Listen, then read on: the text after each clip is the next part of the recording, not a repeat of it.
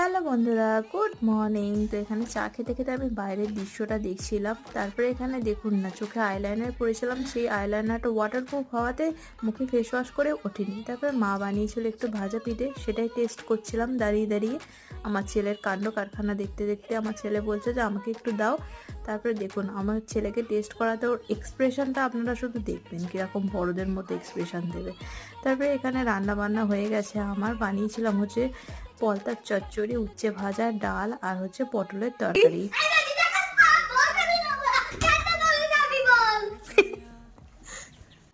আমার ছেলের কাণ্ড কারখানা দেখলে আপনারা হেসে হেসে পাগল হয়ে যাবে। সন্ধ্যাবেলা টিফিন করার পর এখানে পড়তে বসিয়ে দিয়েছে অনেক কষ্ট করে। আজকে যেহেতু মঙ্গলবার ছিল, বাজারাংবাড়ির পুজো দিয়ে নিয়ে এসেছে, তারই প্রসাদ খেলাম।